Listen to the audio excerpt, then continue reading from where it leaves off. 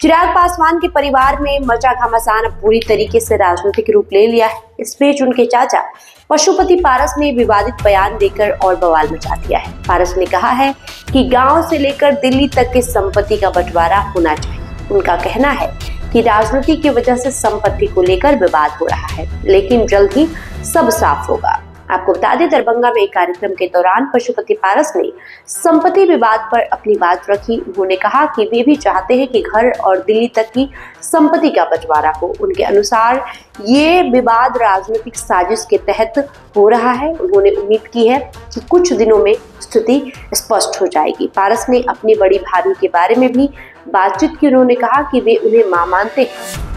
वो 50 साल से घर में रह रही हैं। तीनों भाइयों के परिवार साथ में रहते हैं। पारस ने कहा कि तीनों भाई राम, लक्ष्मण और भरत की तरह रहते हैं।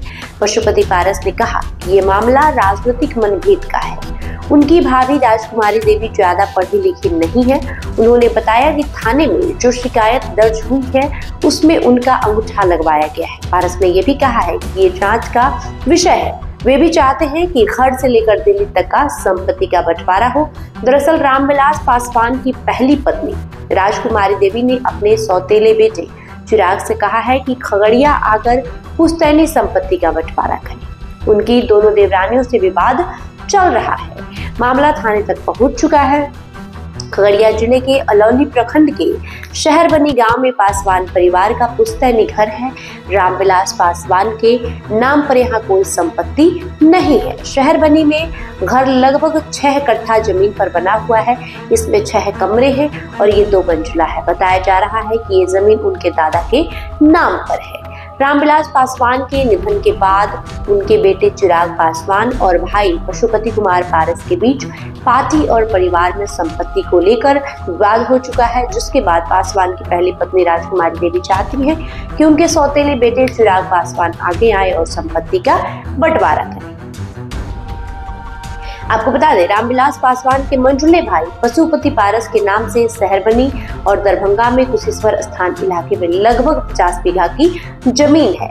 अलौली का शहरबनी गांव रामविलास पासवान का निहाल है। उनके सबसे छोटे भाई रामचंद्र पासवान के नाम से 30 बीघा की जमीन यहाँ पर भी है। वहीं रामविलास पासवान के भाइयों पारस और रामचंद्र के नाम अलौली प्रखंड के चातुर में लगभग 60 बीघा जमीन बताई जा रही है। लोजपा टूटने से पहले रामविलास पासवान की पहली पत्नी राजकुमारी देवी ही इन जमीनों की देखभाल करती थी।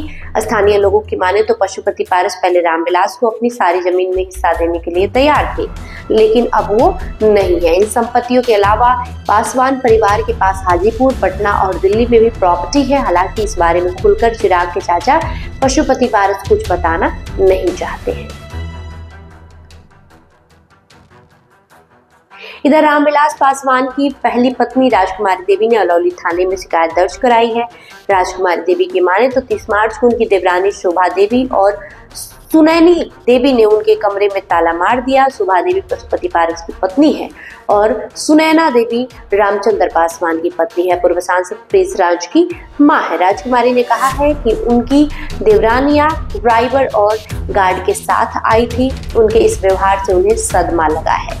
खगड़िया के अलौली पुलिस ने मामला दर्ज कर लिया है और जांच चल रही है। वही प्राथमिकी में पारस की पत्नी शोभा देवी, रामचंद्र की पत्नी सुनैना देवी समेत इनके बॉडीगार्ड अमित पासवान और 2 ड्राइवर को आरोपी बताया गया है।